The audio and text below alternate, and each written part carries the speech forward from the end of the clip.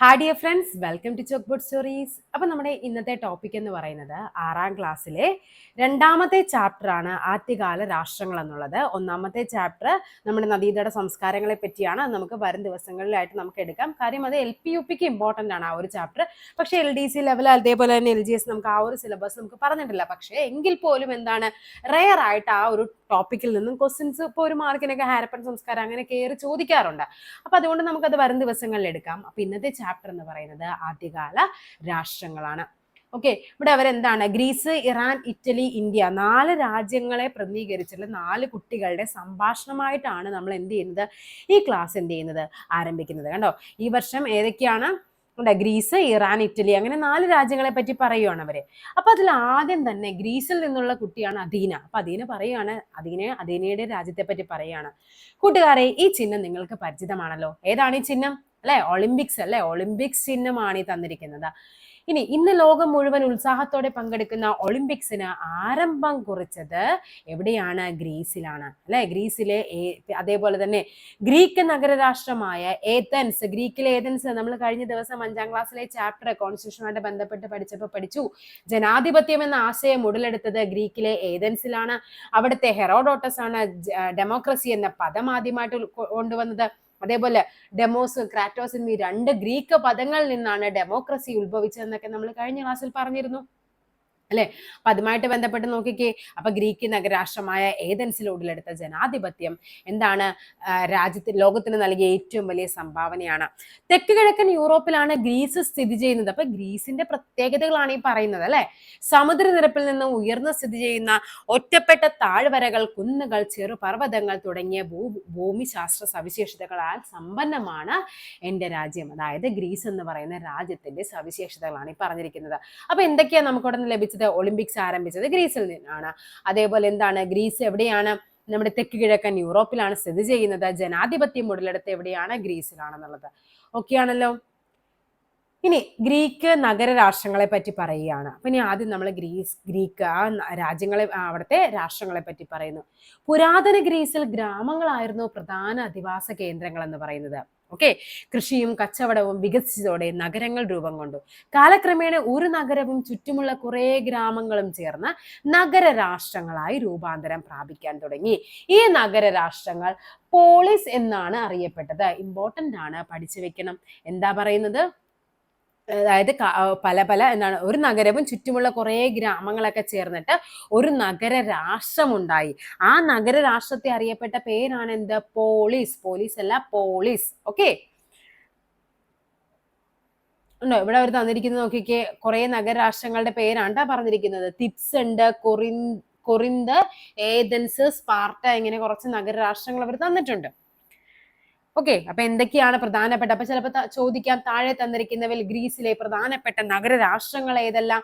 നിങ്ങൾക്കിത് കാണാനായിട്ട് ഓക്കെ ഇപ്പൊ വായിക്കാലോ. നോക്കിക്കേ, എന്തൊക്കെയാ പറഞ്ഞിരിക്കുന്നത്? തിബ്സ് ഉണ്ട്, കൊറിന്ത്, ഏതൻസ്, സ്പാർട്ട, ഇതെല്ലാം എന്താണ്? ഗ്രീക്കിലെ നഗരരാഷ്ട്രങ്ങൾക്ക് ഉദാഹരണങ്ങളാണ്. ഓക്കെ ആണല്ലോ. ഇനി നമുക്ക് നോക്കാം. കടലുകളോ ഉയർന്ന പർവ്വതങ്ങളോ പുരാതന ഗ്രീസിലെ ഈ നഗരരാഷ്ട്രങ്ങളെ തമ്മിൽ വേർതിരിച്ചിരുന്നു. അതിനാൽ ഓരോ നഗരരാഷ്ട്രവും ഒറ്റപ്പെട്ട നിലയിലായിരുന്നു. ഇക്കാരണത്താൽ ഒരു പൊതുഭരണ സംവിധാനം പുരാതന ഗ്രീസിൽ ഉണ്ടായിരുന്നില്ല. ഗ്രീസിലെ പ്രധാന നഗരങ്ങളായിരുന്നു ഏതൻസും സ്പാർട്ടയും. അപ്പൊ ഇനി ഏതൻസും സ്പാർട്ടയൊക്കെ നമ്മൾ നോക്കാൻ പോകുവാണേ. ജനാധിപത്യത്തിന്റെ ആദ്യ രൂപം ഉടലെടുത്തത് എവിടെയാണ്? ഗ്രീക്ക് നഗരരാഷ്ട്രമായ ഏതൻസിലാണ്. ഭരണകർത്താക്കളെ തിരഞ്ഞെടുക്കുന്നതിലും നിയമനിർമ്മാണത്തിലും ഏതൻസിലെ പൗരത്വമുള്ള എല്ലാ പുരുഷന്മാർക്കും പങ്കാളിത്തം ഉണ്ടായിരുന്നു. സ്ത്രീകൾ, അടിമകൾ, വിദേശികൾ തുടങ്ങിയവർക്ക് പൗരത്വ പദവി ഉണ്ടായിരുന്നില്ല എന്നല്ലേ. അപ്പൊ ആർക്കൊക്കെയാണ്? സ്ത്രീകൾക്ക് ഉണ്ടായിരുന്നില്ല, അടിമകൾക്ക്, വിദേശികൾ അങ്ങനെയുള്ളവർക്ക് എന്താണ്? അവിടെ പൗരത്വ പദവി ഉണ്ടായിരുന്നില്ല. പക്ഷേ ഏതൻസിൽ എന്താണ്? പൗരത്വമുള്ള എല്ലാ പുരുഷന്മാർക്കും അവിടുത്തെ നിയമനിർമ്മാണത്തിൽ എന്തുണ്ടായിരുന്നു? പങ്കാളിത്തം ഉണ്ടായിരുന്നു. ഇനി ഏതൻസിലെ പൗരന്മാരെ പറ്റി പറയാണ്. ഏതൻസിൽ എല്ലാവരെയും പൗരരായിട്ട് പരിഗണിച്ചിരുന്നില്ല. ഒരു വ്യക്തിക്ക് പൗരത്വ പദവി ലഭിക്കണമെങ്കിൽ അയാൾ സ്വതന്ത്രനായ ഒരു പുരുഷനായിരിക്കണം, രക്ഷകർത്താക്കൾ ഏതൻസുകാർ ആയിരിക്കണം എന്നിങ്ങനെയുള്ള നിബന്ധനകൾ ഉണ്ടായിരുന്നു. അപ്പൊ അവിടുത്തെ സ്ത്രീകൾ എന്ന് പറയുന്നത് ഏതൻസിലെ പൗരരായിട്ട് അവർ പരിഗണിച്ചിരുന്നില്ല. അവിടെ പുരുഷന്മാർക്ക് മാത്രമാണ് അവിടെ പൗരത്വം ഉണ്ടായിരുന്നത്. പിന്നെ എന്താണ് ഈ പറയുന്ന അവരുടെ മാതാപിതാക്കൾ എന്തായിരിക്കണം, ഏതൻസിലുള്ളവരായിരിക്കണം, അല്ലാണ്ട് വിദേശികൾക്കൊന്നും പൗരത്വം ലഭിച്ചിരുന്നില്ല. പെരിക്ലിസിന്റെ കാലത്താണ് ഏതൻസിൽ ജനാധിപത്യം വിപുലമാകാൻ തുടങ്ങിയത്. അപ്പൊ ആരാണ് പെരിക്ലിസ്? നോക്കിക്കേ, ഏതൻസിലെ ശക്തനായ ഒരു ഭരണാധികാരിയായിരുന്ന പെരിക്ലിസിന്റെ ഭരണകാലത്താണ് ഏതൻസ് ഗ്രീക്ക് നഗരരാഷ്ട്രങ്ങളിൽ പ്രബലമായ സ്ഥാനം നേടിയെടുത്തത്. അധികാരം ഒരാളിൽ കേന്ദ്രീകരിക്കാതെ എല്ലാ ജനങ്ങൾക്കും പങ്കാളിത്തം ഉണ്ടാകണമെന്നതായിരുന്നു പെരിക്ലിസിന്റെ ആശയം. ഓക്കെ, ഇമ്പോർട്ടന്റ് ആണ്. പെരിക്ലിസിന്റെ ആശയമായിരുന്നു എന്ത്? അധികാരം ഒരാളിൽ ആയിരിക്കരുത്, അത് എല്ലാ ജനങ്ങൾക്കും എന്തുണ്ടാവണം? പങ്കാളിത്തം ഉണ്ടാകണം എന്ന് പറയുന്നത്. ഉണ്ടോ? ഏതൻസിലെ രാഷ്ട്രീയ സഭ അസംബ്ലി എന്നാണ് അറിയപ്പെട്ടത്. അപ്പൊ പെരിക്ലിസിന്റെ കാലത്ത് അപ്പൊ നമ്മൾ പറയുന്നുണ്ട് ഏതൻസിലെ രാഷ്ട്രീയ സഭ അറിയപ്പെട്ട പേരെന്താണ്? അസംബ്ലി. ഓക്കെ, ഇനി ഏതൻസിന്റെ മറ്റ് സവിശേഷതകൾ പറയുകയാണ്. കലാസംസ്കാരം എന്നിവയ്ക്ക് പ്രാധാന്യം നൽകിയ വിദ്യാഭ്യാസ രീതിയായിരുന്നു അവിടെ. ആൺകുട്ടികൾക്ക് 2 വർഷത്തെ നിർബന്ധിത സൈനിക സേവനം ഉണ്ടായിരുന്നു. ശക്തമായ കപ്പൽ പടയും സൈനിക വ്യൂഹവും എന്തായിരുന്നു? ഏതൻസിന്റെ സവിശേഷതകളാണ്. അപ്പൊ ചിലപ്പോൾ ചോദിക്കാം, താഴെ തന്നിരിക്കുന്നവയിൽ ഏതൻസിന്റെ സവിശേഷതയിൽ പെടുന്നത് ഏത്, പെടാത്തത് ഏത്? എന്തൊക്കെ പറയാം നമുക്ക്? കലാസംസ്കാരത്തിനൊക്കെ പ്രാധാന്യം നൽകി, ആൺകുട്ടികൾക്ക് 2 വർഷത്തെ നിർബന്ധിത സൈനിക സേവനം ആവശ്യമായിരുന്നു, അതേപോലെ ശക്തമായ കപ്പൽപ്പടയും സൈനിക വ്യൂഹവും ഒക്കെ ഉണ്ടായിരുന്നു. അപ്പൊ ആരാണ് പെരിക്ലിസ് എന്ന് പറഞ്ഞാൽ? നമ്മുടെ ഏതൻസിലെ ശക്തനായ ഒരു ഭരണാധികാരിയാണ്. അദ്ദേഹമാണ് പറഞ്ഞത് എന്ത്? അധികാരം ഒരാളിൽ കേന്ദ്രീകരിക്കാതെ എല്ലാ ജനങ്ങൾക്കും പങ്കാളിത്തം ഉണ്ടാകണം എന്ന് പറഞ്ഞത്. നെക്സ്റ്റ്, അപ്പൊ ഏതൻസ് കഴിഞ്ഞാൽ നെക്സ്റ്റ് പറയുന്ന ഏതാണ്? സ്പാർട്ടയാണ്. ഏതൻസിൽ നിന്നും വ്യത്യസ്തമായി അവിടെ എന്താണ്? പ്രഭുഭരണമാണ് സ്പാർട്ടയിൽ നിലനിന്നിരുന്നത്. ഇമ്പോർട്ടന്റ് ആണ് പ്രഭുഭരണം. പരമ്പരാഗത മൂല്യങ്ങൾക്കും സൈനിക പരിശീലനത്തിലും മുൻതൂക്കമുള്ള വിദ്യാഭ്യാസ സമ്പ്രദായമാണ് അവിടെ ഉണ്ടായിരുന്നത്. ഓക്കെ, ആൺകുട്ടികൾ 23 വർഷത്തെ സൈനിക സേവനം നിർബന്ധിതമാകണം. മറ്റിടത്ത് എന്താണ് പറഞ്ഞത്? 2 വർഷത്തെ നിർബന്ധിത സൈനിക സേവനമാണ് നമ്മൾ ഏതൻസിൽ പറഞ്ഞത്. അവിടെ എന്താണ് ചിലപ്പോൾ തന്നിരിക്കുന്നതിൽ ഏതൻസുമായി ബന്ധപ്പെട്ടെന്നും പറഞ്ഞ് ചിലപ്പോൾ 23 വർഷത്തെ സൈനിക സേവനം തരാം. അപ്പൊ എന്താണ്? രണ്ടും തമ്മിലുള്ളൊരു എന്താണ് വ്യത്യാസങ്ങളാണ് നമുക്ക് പഠിക്കാനുള്ളത്, ഏതൻസും സ്പാർട്ടയും തമ്മിൽ. ഓക്കെ, അപ്പൊ എന്താണ്? ഏതൻസിൽ ഇവിടെ സ്പാർട്ടയിൽ നിലനിന്നിരുന്നത് എന്താണ്? പ്രഭുഭരണമാണ്. അവിടെ 23 വർഷത്തെ അവിടെ എന്താണ്? സൈനിക സേവനം നിർബന്ധമായിരുന്നു. ഏതൻസിലാണെങ്കിൽ കലയ്ക്കും സംസ്കാരത്തിനുമാണ് അവിടെ പ്രാധാന്യം കൊടുത്തിരുന്ന വിദ്യാഭ്യാസ രീതി. പക്ഷേ സ്പാർട്ടയിലേക്ക് വരുമ്പോൾ എന്താണ്? പരമ്പരാഗത മൂല്യങ്ങൾക്കും സൈനിക പരിശീലനത്തിലുമായിരുന്നു അവിടെ മുൻതൂക്കം കൊടുത്തിരുന്നത്. ഗ്രീക്ക് നഗര രാഷ്ട്രങ്ങളിലായി ശത്രുതയിലായിരുന്ന പേർഷ്യൻ സാമ്രാജ്യത്തെ ഏതൻസിന്റെയും സ്പാർട്ടയുടെയും സംയുക്ത സൈന്യം ആക്രമിച്ചു കീഴടക്കി. ഈ യുദ്ധങ്ങളാണ് ഗ്രീക്കോ പേർഷ്യൻ യുദ്ധങ്ങൾ എന്നറിയപ്പെടുന്നത്. അപ്പൊ എന്താണ്? അതായത് ഗ്രീക്കുകാരുടെ ശത്രുതയിലായിരുന്നു ആര്? പേർഷ്യൻ സാമ്രാജ്യം. അപ്പൊ എന്താണ്? ഈ ഏതൻസ് സ്പാർട്ടയിലും അവർക്ക് സൈനികമായിട്ട് നല്ല സെറ്റ് ആയിരുന്നു അല്ലെ അവരെ. അപ്പൊ അവരെന്ത് ചെയ്തു? അവർ നേരെ പോയി പേർഷ്യനെ അങ്ങ് ആക്രമിച്ചു. ആ യുദ്ധങ്ങൾ അറിയപ്പെട്ട പേരാണെന്ത്? ഗ്രീക്കോ പേർഷ്യൻ യുദ്ധങ്ങൾ എന്നുള്ളത്.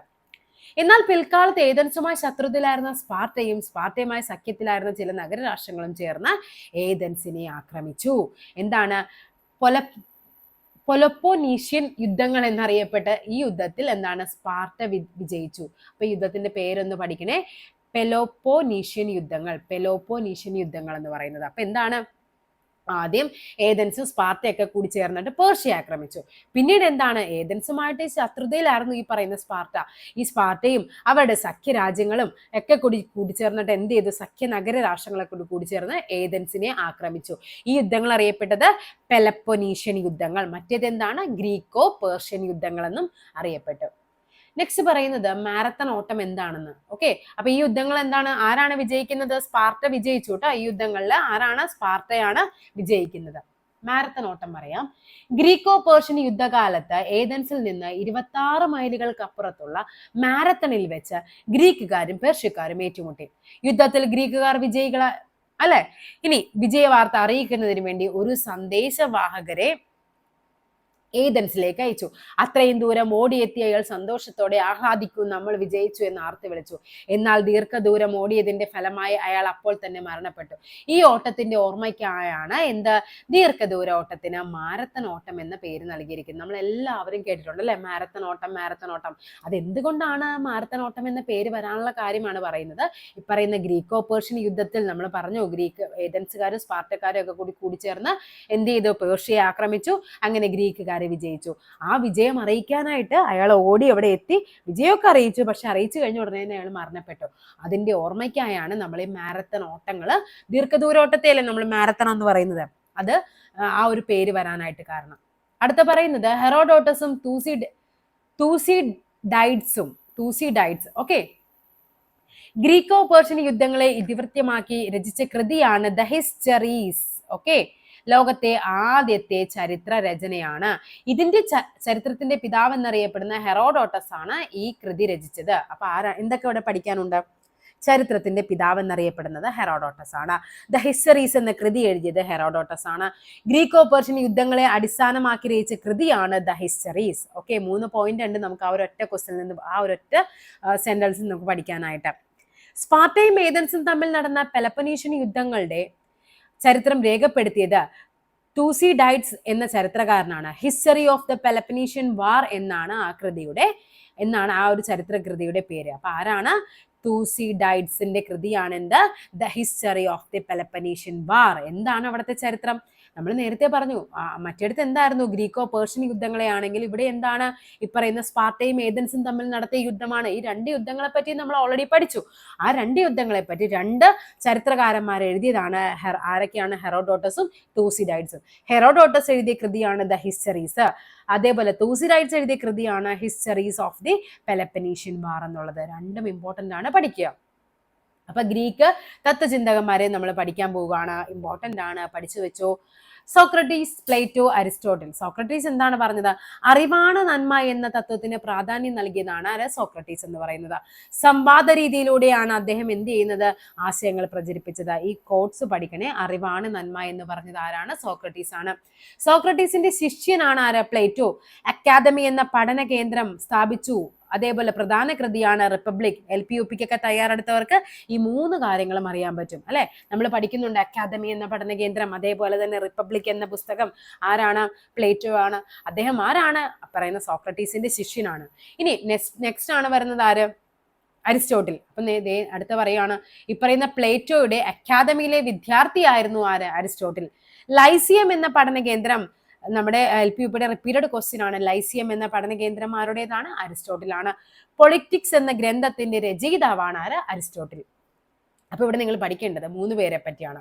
ആദ്യം പറയുന്നത് സോക്രട്ടീസ്. അദ്ദേഹം എന്താണ്? അറിവാണ് നന്മ എന്ന് പറഞ്ഞു. സംവാദ രീതിയിലൂടെ ആശയങ്ങൾ പ്രചരിപ്പിച്ചു. സോക്രട്ടീസിന്റെ ശിഷ്യനാണ് ആര്? പ്ലേറ്റോ. പ്ലേറ്റോ എന്താണ് കൊണ്ടുവന്നത്? അക്കാദമി എന്നൊരു പഠന കേന്ദ്രം കൊണ്ടുവന്നു. അദ്ദേഹത്തിന്റെ പ്രധാന കൃതിയാണ് റിപ്പബ്ലിക്. ഈ പ്ലേറ്റോ കൊണ്ടുവന്ന അക്കാദമിയിലെ ശിഷ്യനായിരുന്നു ആര്? അരിസ്റ്റോട്ടിൽ. അപ്പൊ നമുക്ക് എന്ത് പറയാം? ഈ പ്ലേറ്റോയുടെ ശിഷ്യനാണ് അരിസ്റ്റോട്ടിൽ എന്ന് പറയാം. അപ്പൊ സോക്രട്ടീസ്, പ്ലേറ്റോ, അരിസ്റ്റോട്ടിൽ. അരിസ്റ്റോട്ടിൽ കൊണ്ടുവന്നതാണ് ലൈസിയം എന്ന പഠന കേന്ദ്രം, അതേപോലെ പൊളിറ്റിക്സ് എന്ന ഗ്രന്ഥം. ഇവിടെ ആരാണ്? പ്ലേറ്റോയുടെ ഏതാണ്? റിപ്പബ്ലിക് എന്ന ഗ്രന്ഥമാണ്. അരിസ്റ്റോട്ടിലിന് എന്താണ്? പൊളിറ്റിക്സ് എന്ന ഗ്രന്ഥത്തിന്റെ രചയിതാവാണ്. Next, Iliad. എന്താണ് ഇലിയഡ്? പുരാതന ഗ്രീക്ക് സംസ്കാരത്തെ കുറിച്ച് വിവരങ്ങൾ ലഭിക്കുന്നത് ഹോമറിന്റെ ഇതിഹാസ കാവ്യങ്ങളായ ഇലിയഡ്, ഒഡീസി എന്നിവയാണ്. അപ്പൊ ഇലിയഡിന്റെയും ഒഡീസിയുടെയും ആരാണ്? ഹോമർ. ഓക്കെ, ഇലിയഡിൽ പറയുന്നത് കുറച്ച് കാര്യങ്ങൾ നമുക്ക് ചുമ്മാ ഒന്ന് വായിച്ചു നോക്കാം. ഗ്രീക്കുകാർ ട്രോയ് നഗരത്തിന് നേരെ നടത്തിയ യുദ്ധത്തിന്റെ കഥയാണ് ഇലിയഡ്. ട്രോയ് നഗരവുമായുള്ള വർഷങ്ങൾ നീണ്ട യുദ്ധത്തിന് ശേഷവും ഗ്രീക്ക് സൈന്യത്തിന് വിജയിക്കാനായില്ല. അവർ ഒരു കൂറ്റൻ മരക്കുതിരയുണ്ടാക്കി. ഏറ്റവും മികച്ച പോരാളികളെ കുതിരക്കുള്ളിലാക്കിയ ശേഷം ട്രോയ് നഗരത്തിന്റെ വഴിയിൽ ഉപേക്ഷിച്ച് പിൻവാങ്ങി. തോൽവി സംബന്ധിച്ച ഗ്രീക്കുകാർ നൽകിയ സമ്മാനമാണ് ആ മരക്കുതിരയെന്ന് ട്രോജന്മാർ കരുതി. വിജയലഹരിയിൽ ട്രോജന്മാർ മരക്കുതിരയെ വലിച്ച് നഗരത്തിനുള്ളിലേക്ക് കൊണ്ടുവന്നു. രാത്രി എല്ലാവരും ഉറങ്ങിക്കഴിഞ്ഞപ്പോൾ കുതിരക്കുള്ളിൽ നിന്നും ഭടന്മാർ പുറത്തിറങ്ങി കടലിൽ ഒളിച്ചു കിടക്കുകയായിരുന്ന ഗ്രീക്ക് കപ്പലുകൾ ട്രോയിലേക്ക് ഇരച്ചു കയറി. പ്രഭാതത്തിൽ ട്രോയ് നഗരം നാമാവശേഷമായിരുന്നു അല്ലെ. ഒരു വലിയൊരു ചതിയാണത്. ഓക്കെ, അപ്പൊ എന്താണ് ഇലിയഡ് എന്ന് പറയുന്നത്? ഈ ഒരു കഥയാണ് കേട്ടോ. ഗ്രീക്ക് ട്രോയ് നഗരത്തിന് നേരെ നടന്ന യുദ്ധത്തിന്റെ കഥയാണ് ഇലിയഡ്. അപ്പൊ എന്താണ് പറയുന്നത്? ആ ഒരു യുദ്ധവും ആ ഒരു യുദ്ധത്തിൽ അവരെന്ത് ചെയ്യുന്നുണ്ട്? ഒരു മരക്കുതിരയെ കൊണ്ട് അവിടെ കൊണ്ടുപോയി വെക്കുന്നതും അവരുടെ ആ ഒരു വിജയവും ഒക്കെയാണ് പറയുന്നത്. അപ്പൊ എന്താണ്? ഹോമറിന്റെ കൃതികളാണ് എന്ത്? ഇലിയഡും ഒഡീസിയും. രണ്ടും പേരും പഠിക്കണം. ചിലപ്പോൾ അങ്ങനെ തന്നെ ചോദിക്കാം. താഴെ തന്നിരിക്കുന്നതിൽ ഹോമറിന്റെ കൃതികളെ ഏതൊക്കെയാണ്? ഇലിയഡ്, ഒഡീസി. അപ്പൊ അല്ലെങ്കിൽ ചോദിക്കാം ഇലിയഡ്, ഒഡീസി ആരുടെയാണ്? ഹോമറിന്റേതാണ്. അപ്പൊ എന്താണ് ഇലിയഡ് എന്ന് പറയുന്നത്? ഗ്രീക്ക് ട്രോയ് നഗരത്തിന്റെ നേരെ നടത്തിയ യുദ്ധത്തിന്റെ കഥയാണ് ഇലിയഡ് എന്ന് പറയുന്നത്. അപ്പൊ ഓക്കെ, അപ്പൊ നമ്മളെ ഗ്രീക്ക് കഴിഞ്ഞു. ഇനി അടുത്ത കുട്ടി വരുവാണേ. നമ്മൾ നേരത്തെ മേളിൽ 4 പിള്ളേരെ നിർത്തി പിടിച്ചിരുത്തിയിട്ടുണ്ടായിരുന്നു. അവർ അടുത്ത ആള് വരുവാണ്, പേർഷ്യൻ. അപ്പൊ പേർഷ്യനെ പറ്റി അദ്ദേഹം പറയുകയാണ്, ഞങ്ങളുടെ രാജ്യമായ ഇറാൻ പേർഷ്യ സാംസ്കാരിക പൈതൃകം ഉൾക്കൊള്ളുന്നു. ഓക്കെ, ഇനി എന്താണ്? അക്കാലത്തെ നിലനിന്നിരുന്ന സാമ്രാജ്യങ്ങൾ ഏറ്റവും പ്രധാനപ്പെട്ടതായിരുന്നു പേർഷ്യൻ സാമ്രാജ്യം. വ്യത്യസ്ത ഭൂപ്രദേശങ്ങൾ ഈ സാമ്രാജ്യത്തിന്റെ ഭാഗമായിരുന്ന നല്ല വൈവിധ്യമാർന്ന സംസ്കാരവും ഭാഷയും പാരമ്പര്യവും ഒത്തുചേർന്നായിരുന്നു പേർഷ്യൻ സാമ്രാജ്യം. പെർസപോളിസ് ആയിരുന്നു ഈ സാമ്രാജ്യത്തിന്റെ തലസ്ഥാനം. അപ്പൊ പഠിച്ചു വെച്ചോ, പേർഷ്യൻ സാമ്രാജ്യത്തിന്റെ തലസ്ഥാനമാണ് എന്ത്? പെർസെപോളിസ്. എന്താണ് പെർസെപോളിസ് എന്ന് പറയുന്നത്? പേർഷ്യയിലെ ഭരണ സംവിധാനത്തെ പറ്റിയാണ് പറയാൻ പോകുന്നത്. നോക്കിക്കോ, ഇമ്പോർട്ടന്റ് ആണ്. ഭരണ സൗകര്യത്തിനായി വിശാലമായ സാമ്രാജ്യത്തെ നിരവധി സത്രപി അഥവാ പ്രവിശ്യകളായിട്ട് വിഭജിച്ചിരുന്നു. അപ്പൊ ചിലപ്പോൾ ചോദിക്കാം, പേർഷ്യൻ ഭരണ സംവിധാന പ്രകാരം ഭരണ സൗകര്യത്തിനായി സാമ്രാജ്യത്തെ വിഭജിച്ചിരുന്നത് എന്ത് പേരിലാണ് അറിയപ്പെട്ടത്? എന്താണ്? സത്രപി അഥവാ പ്രവിശ്യ. ഇനി സത്രപ്പ് എന്നറിയപ്പെടുന്ന ഗവർണർ, നമുക്കറിയാം നമ്മുടെ ഇപ്പോൾ കേരളത്തിന് നമുക്ക് എന്താണ്? ഗവർണർമാരുണ്ട്. അതേപോലെ ഈ സത്രപിയുടെ എന്താണ്? ഗവർണറാണ്. സത്രപ് എന്നറിയപ്പെടുന്ന ഗവർണറുടെ കീഴിലായിരുന്നു സത്രപികൾ. ഓക്കെ, സത്രപ്മാർ രാജാവിന്റെ നിയമങ്ങളും നികുതി സമ്പ്രദായങ്ങളും സത്രപികളിൽ നടപ്പിലാക്കി. അപ്പൊ പേർഷ്യൻ ഭരണ സംവിധാനമാണ് എന്ത്? അതിൽ പറയുന്നതാണ് സത്രപികൾ. സത്രപികളുടെ ഗവർണർമാരാണ് സത്രപ്പ്, അവിടുത്തെ രാജാക്കന്മാരായാണ് സത്രപ്മാർ എന്ന് പറയുന്നത്. ഇനി പറയുന്നത് സരതുഷ്ട ദർശനം. ഇതൊന്നും പണ്ട് പഠിക്കാനില്ല ഞാൻ കേട്ടോ, ഇമ്പോർട്ടൻ്റ് ആയിട്ട് നോക്കണേ. ചിലപ്പോൾ ഇതിന്നൊക്കെ ഇനി ക്വസ്റ്റ്യൻസ് ഒക്കെ നല്ല അടിപൊളിയായിട്ട് കയറി വരും. സരതുഷ്ട ദർശനം. കാര്യം നമ്മുടെ റാങ്ക് ഫയലുകൾ പോലും അപൂർവമായിട്ടാണ് ഈ ടോപ്പിക്കുകളൊക്കെ കാണുന്നത്.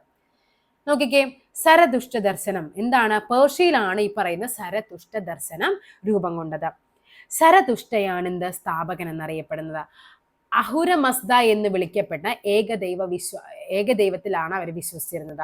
എന്താണ്? സെന്റ് അവസ്ഥയായിരുന്നു മതഗ്രന്ഥം. സെന്റ് അവസ്ഥ. ഓക്കെ, നമ്മൾ പേർഷ്യ അത് പഠിക്കുന്നുണ്ട്. സെന്റ് അവസ്ഥ എന്നൊക്കെ പറഞ്ഞ് നമ്മൾ പഠിക്കുന്നുണ്ട്. പക്ഷെ ഇവിടെ ഇത്രയും കൂടി ഡീപ്പായിട്ട് അവർ ചോദിക്കുന്നുണ്ട്. പേർഷ്യ സാമ്രാജ്യവുമായിട്ട് ബന്ധപ്പെട്ടപ്പോൾ നമ്മൾ പഠിക്കേണ്ട ദർശനമാണ് എന്ത്? സരതുഷ്ട ദർശനം. സരതുഷ്ട സ്ഥാപകനാണ്. അഹുരമസ്ത എന്നാണ് എന്താ? ആ ഒരു ഏകദൈവ വിശ്വാസമാണ്. സെന്റ് അവസ്ഥയാണ് മതഗ്രന്ഥം എന്ന് പറയുന്നത്. ഓക്കെ, നെക്സ്റ്റ് എലീന വരുവാണ്. എലീന വരുന്ന എന്തുമായിട്ട് പറഞ്ഞാണ്? റോമൻ സാമ്രാജ്യവുമായിട്ടാണ് എലീന വരുന്നത്. എന്റെ നാടായ ഇറ്റലി റോമ സാമ്രാജ്യത്തിന്റെ ഭാഗമായിരുന്നു. ഓക്കെ, മറ്റേയാൾ ആരായിരുന്നു? ഇറാൻ പേർഷ്യ സാമ്രാജ്യത്തിന്റെ ഭാഗമായിരുന്നു. ഇവിടെ എന്താണ്? ഇറ്റലി റോമ സാമ്രാജ്യത്തിന്റെ ഭാഗമായിരുന്നു. പാശ്ചാത്യ നാഗരികതയുടെ ജന്മസ്ഥലമായാണ് റോമ നഗരം കണക്കാക്കപ്പെടുന്നത്. ഓക്കെ, അപ്പൊ ഇറ്റലി ഏതാണ്? റോമ സാമ്രാജ്യത്തിന്റെ കീഴിലാണ്. എല്ലാ പാതകളും റോമിലേക്ക് എന്ന പ്രയോഗം തന്നെ ഈ സാമ്രാജ്യത്തിന്റെ പ്രാധാന്യം സൂചിപ്പിക്കുന്നുണ്ട്. ആദ്യകാലത്ത് റോമിൽ രാജഭരണമായിരുന്നു നിലനിന്നിരുന്നത്. എന്നാൽ കാലക്രമത്തിൽ പ്രജാതൽപരർ അല്ലാത്ത ഭരണാധികാരികൾക്കെതിരെ കലാപങ്ങൾ ഉയർന്നു വരികയും BCE 6-ാം നൂറ്റാണ്ടിൽ രാജഭരണം അവസാനിപ്പിക്കുകയും ചെയ്തു. തുടർന്ന് റിപ്പബ്ലിക് എന്ന പുതിയൊരു ഭരണ സംവിധാനം റോമിൽ നിലവിൽ വന്നു. പുരാതന റോമിന്റെ ചരിത്രത്തിലെ പ്രധാന വഴിത്തിരിവായിരുന്നു റിപ്പബ്ലിക്കിന്റെ ഉദയം. അപ്പൊ റോമ സാമ്രാജ്യമായിട്ടാണ് എന്താ? റിപ്പബ്ലിക് എന്നൊരു പുതിയ ഭരണ സംവിധാനമൊക്കെ വരികയാണ്. അപ്പൊ ഇറ്റലി എന്ന് പറയുന്നത് റോമ സാമ്രാജ്യത്തിന്റെ ഭാഗമായിരുന്നു. എല്ലാ പാതകളും റോമിലേക്ക് എന്ന ആശയം എന്താണ്? അത്രയ്ക്ക് ഇമ്പോർട്ടന്റ് ആയ ഒരു സ്ഥലമായിരുന്നു എന്ത്? ഈ പറയുന്ന റോമൻ സാമ്രാജ്യം എന്ന് പറയുന്നത്. റിപ്പബ്ലിക്കൻ ഭരണ സംവിധാനത്തിൽ രാജാവിന് പകരം ആരാണ്? കോൺസൽ എന്നറിയപ്പെടുന്ന തിരഞ്ഞെടുക്കപ്പെട്ട ഉദ്യോഗസ്ഥർക്കായിരുന്നു എന്താ? ഭരണ ചുമതല. റിപ്പബ്ലിക്കൻ ഭരണ സംവിധാനത്തിൽ ആരാണ്? രാജാവിന് പകരം ആരായിരുന്നു? കോൺസൽ. BCE 1-ാം നൂറ്റാണ്ടിൽ റോമൻ റിപ്പബ്ലിക്കിന്റെ കോൺസൽ പദവി വഹിച്ചിരുന്നത് ആരാണ്? Julius Caesar. റിപ്പബ്ലിക്കൻ ഭരണരീതി അവസാനിപ്പിച്ച് ഏകാധിപതിയായ അധികാരം കൈയടക്കി. അപ്പൊ അവിടെ റിപ്പബ്ലിക്കൻ ഭരണരീതിയായിരുന്നു. അവിടെ ആരാണ്? കോൺസൽമാരായിരുന്നു അല്ലെ. ഈ BCE 1-ാം നൂറ്റാണ്ടായപ്പോഴേക്കും ആരാണ്? നമ്മുടെ ജൂലിയസ് സീസർ വരികയും ഈ റിപ്പബ്ലിക്കൻ ഭരണരീതി വേണ്ടാന്നും പറഞ്ഞ് അദ്ദേഹം എന്ത് ചെയ്യുന്നുണ്ട്? ഏകാധിപതിയായിട്ട് അവിടെ ഭരണം കൈയടക്കുകയാണ്. നെക്സ്റ്റ് ആണ് അഗസ്റ്റസ്. അഗസ്റ്റസ് നോക്കിക്കേ എന്താണെന്നുള്ളത്. അഗസ്റ്റസ് ഭരണകാലത്താണ് റോമൻ റിപ്പബ്ലിക് പൂർണ്ണമായും റോമാ സാമ്രാജ്യമായിട്ട് മാറിയത്. ഇതോടെ ചക്രവർത്തി പരമോന്നത ഭരണാധികാരിയായിട്ട് മാറുവാണ്. ഇനി പറയുന്നത് റോമൻ സാമ്രാജ്യത്തിന്റെ സവിശേഷതകളാണ്. നോക്കിക്കേ, യൂറോപ്പ്, വടക്കൻ ആഫ്രിക്ക, പടിഞ്ഞാറൻ ഏഷ്യ എന്നിവിടങ്ങളിൽ വ്യാപിച്ചിരുന്ന വിശാലമായ സാമ്രാജ്യമായിരുന്നു ഈ പറയുന്ന റോമൻ സാമ്രാജ്യം. അപ്പൊ എങ്ങനെയൊക്കെയാണ്? യൂറോപ്പുണ്ട്, വടക്കൻ ആഫ്രിക്കയുണ്ട്, പടിഞ്ഞാറൻ ഏഷ്യയുണ്ട്. റോമൻ ചക്രവർത്തിമാരാണ് പ്രിൻസെപ്പ് അഥവാ പ്രഥമ പൗരൻ എന്നറിയപ്പെട്ടു. റോമൻ ചക്രവർത്തിമാർ അറിയപ്പെട്ട പേരാണ് പ്രിൻസെപ്പ് അഥവാ പ്രഥമ പൗരൻ. പ്രിൻസെപ്പ് തലവനായ റോമൻ ഭരണ സംവിധാനമാണ് പ്രിൻസിപ്പേറ്റ് എന്നറിയപ്പെടുന്നത്. ഓക്കെ, അഗസ്റ്റസ് ആണ് പ്രിൻസിപ്പേറ്റ് ഭരണ സംവിധാനം സ്ഥാപിച്ചത്. അപ്പൊ ആരാണ് പ്രിൻസിപ്പേറ്റ് എന്ന് പറയുന്നത്? അത് അഗസ്റ്റസ് ആണ്. വേതനം കൈപ്പറ്റി സേവനം ചെയ്ത ശക്തമായ സൈന്യം ഇവർക്ക് ഉണ്ടായിരുന്നു. അപ്പൊ ഇവിടെ രണ്ടും നമ്മൾ ആ ഒരു കമ്പാരിസൺ നമ്മൾ പഠിക്കണം കേട്ടോ. ഇവിടെ നമ്മൾ നേരത്തെ ഒരു സത്രബ് പഠിച്ചില്ലേ? സത്രബ്, ഇത് എവിടെയായിരുന്നു സത്രബ് പഠിച്ചത്?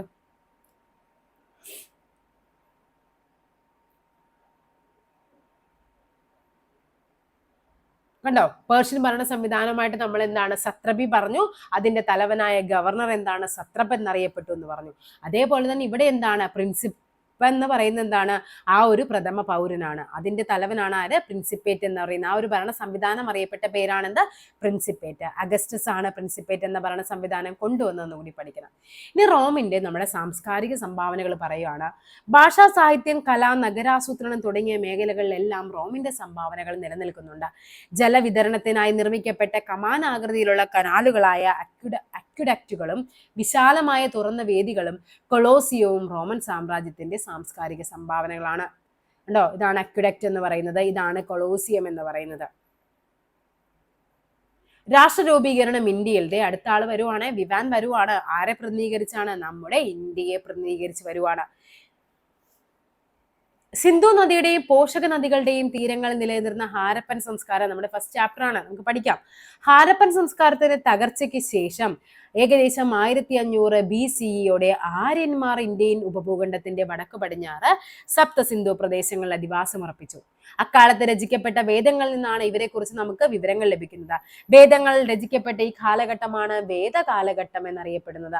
പിൽക്കാലത്ത് ആര്യന്മാർ സപ്ത സിന്ധു പ്രദേശത്ത് നിന്ന് ഗംഗയുടെയും പോഷക നദികളുടെയും തീരങ്ങളിൽ എത്തിച്ചേർന്നു. ഇരുമ്പിന്റെ കണ്ടുപിടുത്തവും ഉപയോഗവും കൃഷിയുടെ വ്യാപനത്തിനും ഉൽപാദന വർധനവിനും എന്താണ് കാരണമായിട്ടുണ്ട്. മിച്ചോൽപാദനം കച്ചവട കേന്ദ്രങ്ങളുടെ വികാസത്തിന് വഴിതെളിച്ചു. ഈ കച്ചവട കേന്ദ്രങ്ങളാണ് പിന്നീട് നഗരങ്ങളായി മാറിയത്. ഈ നഗരങ്ങൾ കേന്ദ്രീകരിച്ച് ജനപദങ്ങൾ രൂപം കൊണ്ടു. ഓക്കെ, നെക്സ്റ്റ് പേരാണ് ജനപദങ്ങൾ. നോക്കാം എന്താണ് ജനപദം എന്ന് നമുക്ക് നോക്കാം. ജനപദം എന്നാൽ ജനം അധിവസിച്ച സ്ഥലം എന്നാണ് അർത്ഥം. അപ്പൊ അർത്ഥം പഠിച്ചു വെച്ചോ. ജനപദം, ജനം അധിവസിച്ച സ്ഥലം. വിഭവങ്ങൾ ലഭ്യമായ ഇടങ്ങളിൽ കൃഷിയിടങ്ങളും താമസ മേഖലകളും രൂപപ്പെടുത്തി ജനങ്ങൾ അവിടെ സ്ഥിരമായി താമസിച്ചു. ഇങ്ങനെയാണ് ജനപദങ്ങൾ. നമ്മൾ ഓൾറെഡി 5ാം ക്ലാസ്സിലെ ചാപ്റ്ററിൽ പഠിച്ചിരുന്നു അല്ലെ.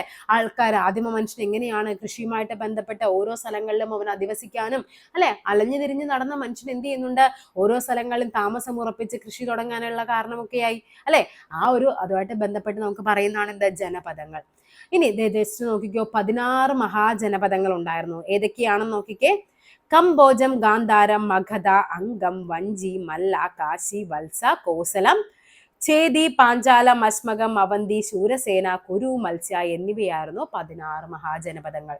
ഓക്കെ ആണല്ലോ. 16 എണ്ണത്തിന്റെ പേരുമുണ്ട്. ജസ്റ്റ് എല്ലാ 16 കാണാപ്പാടം പഠിക്കുക എന്നുള്ളത് നടക്കുന്ന കാര്യമല്ല, മറന്നുപോകും. ഈ മഗധയൊക്കെ നമ്മൾക്ക് ചോദിക്കുന്നുണ്ട്. ഈ മഗധ, കാശി, കോസല രാജ്യമൊക്കെ നമ്മൾ പഠിച്ചിട്ടുണ്ട്. ജനപദങ്ങളിൽ നിന്ന് മഹാജനപദങ്ങളിലേക്ക്. പുരാതന ഇന്ത്യയിൽ രൂപം കൊണ്ട നഗരങ്ങൾ കേന്ദ്രീകരിച്ചാണ് എന്തുണ്ടായത്? ജനപദങ്ങൾ രൂപം കൊണ്ടത്. ഫലപുഷ്ടമായ നദീനടങ്ങളും സമൃദ്ധമായ വനമേഖലകളും ചില ജനപദങ്ങളെ കൂടുതൽ ശക്തമാക്കുന്നുണ്ട്. സമീപ പ്രദേശത്തുള്ള ജനപദങ്ങളെ കീഴടക്കിയ പ്രബലമായ ജനപദങ്ങൾ മഹാജനപദങ്ങളായി പരിണമിച്ചു. മഹാജനപദങ്ങളുടെ കാലം ഇന്ത്യയിലെ 2ാം നഗരവൽക്കരണം എന്നാണ് അറിയപ്പെട്ടത്. ഇമ്പോർട്ടന്റ് ആണ് 2ാം നഗരവൽക്കരണം. ഇനി അതിൽ ഞാൻ പറഞ്ഞു മഗധ ഇമ്പോർട്ടന്റ് ആണെന്നുള്ളത്. BCE 6ാം നൂറ്റാണ്ടിലാണ് ഇന്ത്യയിൽ നിലനിന്നിരുന്ന 16 മഹാജനപദങ്ങളിൽ പ്രബല ശക്തിയായി മാറിയത് ആരാണ്? മഗധയാണ്. ഉണ്ടോ? മഗധയുടെ സ്ഥാനം കണ്ടോ? ഇവിടെയായിട്ടാണ് നമ്മുടെ മഗധ എന്ന് പറയുന്നത്. ഇതാണ് മഗധ. പ്രബലമായ മഹാജനപദമാകുന്നതിന് മഗധയെ സഹായിച്ച എന്തൊക്കെയായിരുന്നു? ശക്തരായ ഭരണാധികാരികളും ശക്തമായ സൈന്യവും ഇരുമ്പയിരിന്റെ സാന്നിധ്യവും ഇരുമ്പായുധങ്ങളുടെ ഉപകരണവും നിർമ്മാണവും ഉപയോഗവും ഗംഗയുടെ പോഷക നദികളുടെയും സാമീപ്യം കൊണ്ടുണ്ടായ ഫലഭുഷത, കാർഷിക മേഖലയിലും വാണിജ്യ രംഗത്തും ഉണ്ടായ പുരോഗതി, ഇങ്ങനെ പല കാര്യങ്ങൾ കൊണ്ടാണ് നമ്മൾ ഈ പറയുന്ന മഗധയുടെ വളർച്ചയ്ക്ക് കാരണമായത്. തുടക്കത്തിൽ രാജഗൃഹ എന്ന് പറയുമ്പോൾ ബീഹാറിലെ രാജഗീർ, പിന്നീട് പാടലിപുത്രയുമായിരുന്നു മഗധയിലെ തലസ്ഥാനങ്ങൾ എന്ന് പറയുന്നത്. മഗധയിലെ പ്രധാന ഭരണാധികാരികൾ ആരൊക്കെയായിരുന്നു? ബിംബിരാസൻ, അജാതശത്രു, മഹാപത്മനന്ദൻ, ധനനന്ദൻ എന്നിവരായിരുന്നു. ഈ ബിംബിരാസനൊക്കെ നമ്മൾ പഠിച്ചിട്ടുണ്ട് അല്ലെ. മൗര്യ രാജ്യം, അടുത്ത മൗര്യ രാജ്യത്തെ പറ്റി പറയാണ്. BCE 321 മഗധയിലെ ഭരണാധികാരിയായിരുന്ന ധനനന്ദനെ പരാജയപ്പെടുത്തി ചന്ദ്രഗുപ്ത മൗര്യർ വരുവാണ്. നമ്മൾ പഠിച്ചിരിക്കുന്ന ആൾക്കാരൊക്കെ. ചന്ദ്രഗുപ്ത മൗര്യൻ മഗധയുടെ അധികാരം പിടിച്ചെടുത്തു. മഗധയോടൊപ്പം സമീപ പ്രദേശങ്ങളും കൂട്ടിച്ചേർത്താണ് അദ്ദേഹം എന്ത് ചെയ്യുന്നത്? മൗര്യ രാജ്യം സ്ഥാപിക്കുന്നത്. ഓക്കെ, ചന്ദ്രഗുപ്ത മൗര്യനാണ്. ഓക്കെ, അപ്പൊ മൗര്യ രാജ്യം സ്ഥാപിച്ചത് ആരാണ്? ചന്ദ്രഗുപ്ത മൗര്യൻ. മഗധയെ വിശാലമായ മൗര്യ രാജ്യമാക്കി മാറ്റാനും മികച്ചൊരു ഭരണ സംവിധാനം രൂപപ്പെടുത്തുവാനും ചന്ദ്രഗുപ്ത മൗര്യനെ സഹായിച്ചത് അദ്ദേഹത്തിന്റെ മന്ത്രിയായിരുന്ന കൗഡില്യൻ അഥവാ ചാണക്യനാണ്. കൗഡില്യന്റെ അർത്ഥശാസ്ത്രമൊക്കെ നമ്മൾ പഠിച്ചിട്ടുള്ളതല്ലേ. അപ്പൊ എന്താണ് കൗഡില്യൻ അഥവാ ചാണക്യൻ? മൗര്യ രാജ്യത്തിലെ ഏറ്റവും മികച്ച ഭരണാധികാരിയായിരുന്നു അശോകൻ. കാശ്മീരും കലിംഗവും അതായത് ഇന്നത്തെ ഒഡീഷയുടെ കടലോര പ്രദേശവും കീഴടക്കി എന്ത് ചെയ്യുന്നുണ്ട്? രാജ്യത്തിന്റെ വിസ്തൃതി വർദ്ധിപ്പിച്ച ഭൂപടമാണ് തന്നിരിക്കുന്നത് കേട്ടോ. പാടലിപുത്രം, അറബിക്കടൽ, നോക്കിക്കേ, ഇതാണ് കലിംഗം. കൗഡില്യന്റെ അർത്ഥശാസ്ത്രം എന്താന്ന് നോക്കാം. മൗര്യ രാജ്യത്തെക്കുറിച്ച് നമുക്ക് വിവരങ്ങൾ ലഭിക്കുന്നത് കൗഡില്യൻ രചിച്ച അർത്ഥശാസ്ത്രത്തിൽ നിന്നാണ്. രാജാവ് ഭരണം നടത്തേണ്ടതും രാജ്യവിസ്തൃതി വർദ്ധിപ്പിക്കേണ്ടതും എങ്ങനെയാണെന്ന് ഈ കൃതിയിൽ വിവരിക്കുന്നുണ്ട്. രാജ്യത്തെ ആക്രമണങ്ങളിൽ നിന്ന് രക്ഷിക്കേണ്ട വിധം നികുതി ഈടാക്കൽ എന്നിവയെക്കുറിച്ചെല്ലാം വിശദമായ വിവരങ്ങളാണ് ഈ പറയുന്ന ഈ ഗ്രന്ഥം നൽകുന്നത്. ഓക്കെ, നെക്സ്റ്റ് പറയുകയാണ് പ്രാചീന ഇന്ത്യയിലെ ദർശനങ്ങൾ പറയുകയാണ്. ഏതാണ് ഫസ്റ്റ് വൺ പറയുന്നത്? ജൈനമതമാണ് അല്ലെ. BCE 6-ാം നൂറ്റാണ്ടിൽ ഇന്ത്യയിൽ രൂപം കൊണ്ട ദർശനമായിരുന്നു ജൈനമതം. വർദ്ധമാന മഹാവീരനാണ് ജൈനമതം പ്രചരിപ്പിച്ചത്. ചോദിച്ചിട്ടുള്ള ക്വസ്റ്റ്യൻ ആണ്. ജൈനമതത്തിന്റെ പ്രചാരകനാണ് ആര്? വർദ്ധമാന മഹാവീരൻ.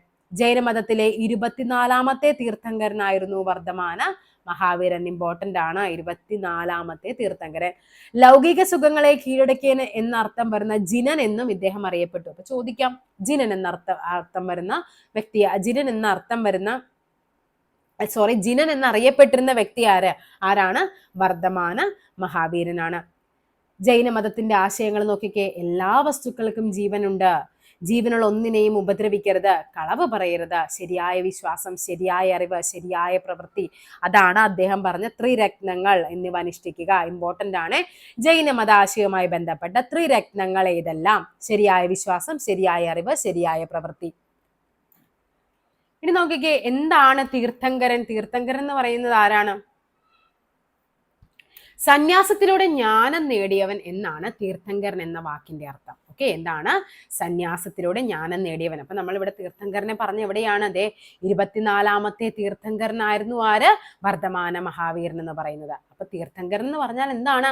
സന്യാസത്തിലൂടെ ജ്ഞാനം നേടിയവൻ ആരോ അവനെയാണ് തീർത്ഥങ്കരൻ എന്ന് പറയുന്നത്. ഒന്ന് പഠിച്ചു വെച്ചേക്കണേ, നമുക്ക് വേണമെങ്കിൽ മലയാളത്തിലൊക്കെ കയറി ചോദിക്കാം. ജൈനമത വിശ്വാസ പ്രകാരം 24 തീർത്ഥങ്കരുണ്ടായിരുന്നു. അതിൽ 24-ാമത്തെ വ്യക്തിയാണ് ആര്? ജൈനമതം. അപ്പൊ ജൈനമതത്തിന്റെ എന്താണ്? ജൈനമതത്തിലെ പ്രചാരകനാണ് ആര്? വർദ്ധമാന മഹാവീരൻ എന്ന് പറയുന്നത്.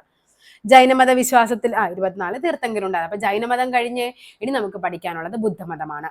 പ്രാചീന ഇന്ത്യയിൽ രൂപം കൊണ്ട മറ്റൊരു പ്രധാന ദർശനമായിരുന്നു ബുദ്ധമതം. ആരാണ്?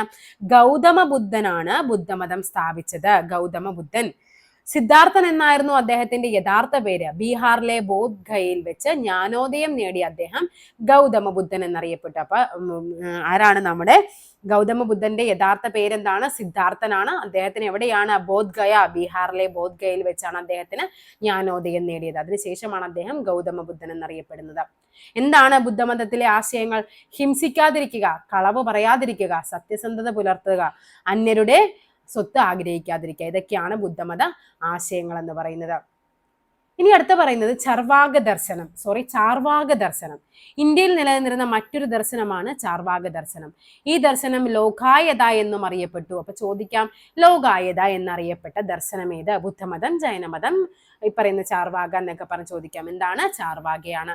വിശ്വസിക്കുക എന്നതിനേക്കാൾ അന്വേഷിക്കുക എന്ന തത്വത്തിനായിരുന്നു ചാർവാക ദർശനം പ്രാധാന്യം നൽകിയിരുന്നത്. വിശ്വസിക്കുക എന്നല്ല, എല്ലാം കണ്ണടച്ച് വിശ്വസിക്കുകയല്ല, എല്ലാം എന്ത് ചെയ്യുക? അന്വേഷിക്കുക. അതാണ് ചാർവാക എന്ന് പറയുന്നത്. BCE 6-ാം നൂറ്റാണ്ട് മുതൽ ലോകത്താകമാനം മനുഷ്യജീവിതത്തിൽ എല്ലാ മേഖലകളിലും നൂതനമായ കാഴ്ചപ്പാടുകൾ രൂപം കൊള്ളാൻ തുടങ്ങിയിരുന്നു. ഈ കാലഘട്ടത്തിൽ ലോകത്തിന്റെ വിവിധ ഭാഗങ്ങളിൽ ഉണ്ടായ രാഷ്ട്രീയ ദാർശനിക വികാസങ്ങളെ കുറിച്ചാണ് നമ്മൾ ഈ പറഞ്ഞത്. രാഷ്ട്ര രൂപീകരണം, ഭരണ സംവിധാനം, സാംസ്കാരിക മുന്നേറ്റങ്ങൾ തുടങ്ങിയ മേഖലകളിൽ ഉണ്ടായ മാറ്റങ്ങളൊക്കെ നമ്മൾ പരിചയപ്പെട്ടു. ഓക്കെ, അപ്പൊ ഇനി എന്താണ്? ഇത്രയുമാണ് നമ്മുടെ ഈ ചാപ്റ്റർ പറയുന്നത്. ഓക്കെ, അപ്പൊ നമ്മൾ ഏതൊക്കെയായിരുന്നു? ഗ്രീസ്, ഇറ്റലി, ഇറാൻ, ഇന്ത്യ, അങ്ങനെ 4 രാജ്യങ്ങളുടെ ആ ഒരു ബേസിക്, അവരുടെ തുടക്കമാണ് നമ്മൾ പറയുന്നത് അല്ലേ. അപ്പൊ എന്ത് ചെയ്യാം, നമുക്കിനി അടുത്തൊരു ചാപ്റ്ററുമായിട്ടും അടുത്ത ഡെയിലി ബൂസ്റ്ററും SCRT മോക്ക് ടെസ്റ്റ് ഒക്കെ ആയിട്ട് നമുക്ക് വീണ്ടും കാണാം. അതുവരേക്കും എല്ലാവർക്കും ഒരിക്കൽ കൂടി താങ്ക് യു.